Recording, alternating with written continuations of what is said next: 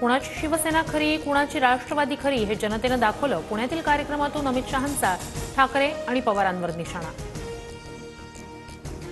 नाशिकच्या पालकमंत्रीपदावर लवकरच तोडगा निघेल. महायुतीच्या नेत्यांची अमित शहांशी चर्चा झाली असू शकते.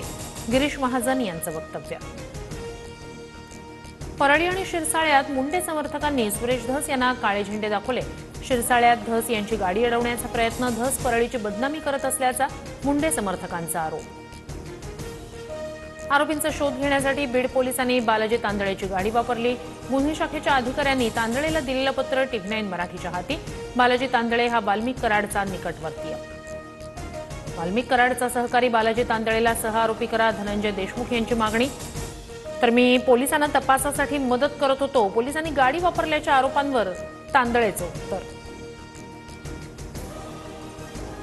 पुण्यात ठाकरेंच्या शिवसेनेनं कर्नाटकच्या बसला काळं फासलं. कर्नाटकात महाराष्ट्राच्या बसला काळं फासल्यानंतर ठाकरेंची शिवसेना आक्रमक. पोलिसांनी कार्यकर्त्यांना ताब्यात घेतलं. लुटे एमआयडीसीतील लक्ष्मी ऑर्गॅनिक कंपनीतून वायू गळती. नागरिकांसह कर्मचाऱ्यांच्या डोळ्यांना त्रास. एक जण गंभीर जखमी. रुग्णालयात उपचार सुरू.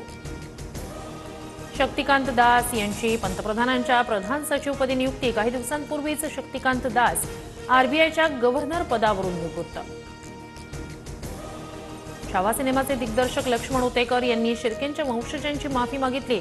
सिनेमात गणोजी शिर्केंबद्दल चुकीची माहिती दाखवल्याचा शिर्केंच्या वंशजांचा आक्षेप. उतेकरांनी संपूर्ण महाराष्ट्रासमोर आमची माफी मागावी. भूषण शिर्के यांचं वक्तव्य. बॉक्स ऑफिसवर छावा सिनेमा सुसाट. सिनेमाच्या प्रदर्शनानंतर 8 दिवसात 249 कोटी रुपयांची रेकॉर्ड ब्रेक कमाई.